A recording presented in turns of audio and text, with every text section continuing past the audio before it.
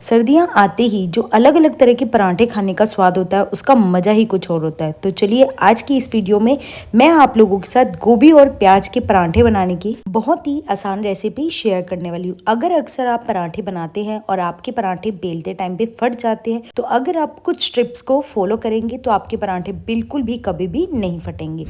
गोभी के पराठे बनाने के लिए मैंने एक गोभी का फूल लिया है। आप जितने लोगों के हिसाब से बना रहे हैं उसके हिसाब से ही आप गोभी के फूल को कद्दूकस कर सकते हैं। मैं सिर्फ 2 लोगों के हिसाब से बना रही हूँ, इसीलिए मैंने आधे गोभी के फूल का इसमें यूज किया। अच्छे से हमने इसको 2 से 3 बार वॉश कर लिया था। धोने के बाद अब मैंने ये कद्दूकस करने के लिए एक ग्रेटर लिया है। अगर आपके पास ग्रेटर नहीं है तो आप चॉपर में भी इसको चॉप कर सकते हैं, उससे भी ये बहुत ही आसानी से हो जाता है। ये देखिए ग्रेटर की हेल्प से मैंने इसको अच्छी से बिल्कुल बारीक ग्रेट कर लिया है। ग्रेट करने के बाद अब हम इसे एक बाउल में निकाल लेंगे। बाउल में निकालने के बाद अब मैंने इसमें एक चॉप की हुई हरी मिर्च डाली है। इसके साथ ही एक चॉप की हुई मैंने इसमें प्याज डाली है। अब हम इसमें चॉप किया हुआ ऊपर से हरा धनिया डाल देंगे और इसमें कुछ बेसिक मसाले डालेंगे। 1 छोटे चम्मच नमक डाला है, 1 छोटे चम्मच मैंने इसमें सूखा धनिया पाउडर डाला है, 1 चौथाई चम्मच मैंने इसमें लाल मिर्च पाउडर डाला है और आधा चम्मच मैंने इसमें देगी मिर्च पाउडर डाला है और 1 चौथाई चम्मच मैंने इसमें गरम मसाला डाला है। सभी बेसिक मसाले डालने के बाद अब हम इसे गोभी के मिक्सचर के साथ मिक्स कर लेंगे। ये देखिए सभी चीजों को हमने अच्छे से बिल्कुल मिक्स कर लिया है। मिक्स करने के बाद मैंने इसको कम से कम 5 मिनट रेस्ट के लिए छोड़ दिया था, जिससे कि इसमें जितना भी मॉइस्चर हो वो बिल्कुल आसानी से निकल जाए। अब हम हाथ में इसको लेकर इसको अच्छे से प्रेस करेंगे, जिससे कि इसमें जितना एक्स्ट्रा पानी है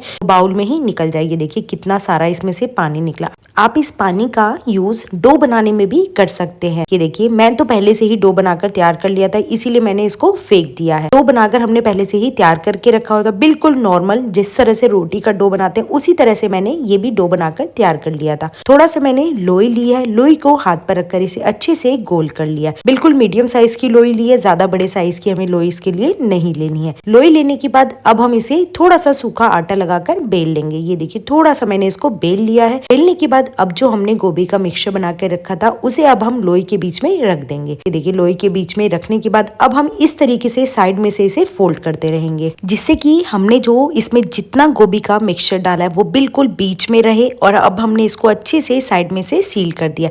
सील करने के बाद जितना एक्स्ट्रा आटा है उसे अब हम निकाल लेंगे। ये देखिए जितना एक्स्ट्रा आटा था उसको मैंने निकाल लिया। निकालने के बाद अच्छे से हाथ से इसे प्रेस कर दिया। प्रेस करने के बाद अब हम इसके ऊपर दोबारा से थोड़ा सा सूखा आटा लगाएंगे और सूखा आटा लगाने के बाद हाथ से ही थोड़ा सा इसको बढ़ा लेंगे। ये देखिए हथेलियों के हेल्प से मैंने इसको अच्छे से हल्का सा बढ़ा लिया। बढ़ाने के बाद अब हम इसे बेलन की हेल्प से बेल लेंगे। बिल्कुल हल्के हल्के हाथों से हमें इसे बेल लेना है। ज़्यादा बड़े बड़े साइज़ के मैं पराठे नहीं बना रही हूँ, इसलिए मैंने इसको थोड़ा सा ही बढ़ाया है। ये देखिए कुछ इस तरीके से हमने इसको बेल लिया है। मैं इसी तरीके से आपको दूसरा भी बेलने का तरीका बता रही हूँ कि सबसे पहले आप लोई लेकर उसे सूखे आटे में अच्छे से मिक्स कर लीजिए। मिक्स करने के बाद थोड़ा सा उसको बेल लीजिए। देखिए बिल्कुल भी ज़्यादा बड़ा नहीं बेलना, बिल्कुल थोड़ा सा मैंने इसको बेल लिया है। बेलने के बाद अब जो हमने गोभी और प्याज की फिलिंग बनाकर तैयार की थी उसे अब हम लोई के बीच में रख देंगे और साइड में से इसे अच्छे से सील कर लेंगे। सील करने के बाद हाथ से ही थोड़ा सा हथेली और अंगूठे की हेल्प से इसे बढ़ा लेंगे। बढ़ाने के बाद अब हम इसे बिल्कुल हल्के हाथों से थोड़ा थोड़ा करके बेल लेंगे। ये देखिए कुछ इस तरीके से मैंने इसको बेल लिया। इसी तरह से मैंने सभी जो हमने लोई बनाकर तैयार की थी उनको बेल लिया। अब हमने गैस पर तवा रखा है। तवे पर अब हमने जो पराठा बेल कर रखा था उसे डाल देंगे। डालने के बाद अलटते पलटते दोनों साइड से अब हम इसके ऊपर घी लगा लेंगे। आप घी की जगह बटर या ऑयल का भी इसमें यूज कर सकते हैं। सबसे पहले हमने इसके एक साइड पर घी लगा लिया। घी लगाने के बाद अब ये देखिए जब आपको लगे कि दूसरी साइड जो है वो हल्की हल्की गोल्डन ब्राउन कलर की दिख रही है तब आप इसे पलट दीजिए। पलटने के बाद मैंने इसकी दूसरी साइड भी घी लगा लिया। गैस का फ्लेम अभी हम हाई करके रखेंगे और हाई फ्लेम पर ही मैंने दोनों साइड इसके ऊपर अच्छे से घी लगा लिया था। घी लगाने के बाद अब हम इसको अलटते पलटते दोनों साइड से क्रिस्पी होने तक के लिए सेक लेंगे। ध्यान रखें बिल्कुल अच्छे से इसे प्रेस कर करके सेकना है, जिससे कि ये बिल्कुल अच्छे से सीख जाओ और पराठा जो है वो हमारा बहुत ही ज्यादा खस्ता बनकर तैयार होता है।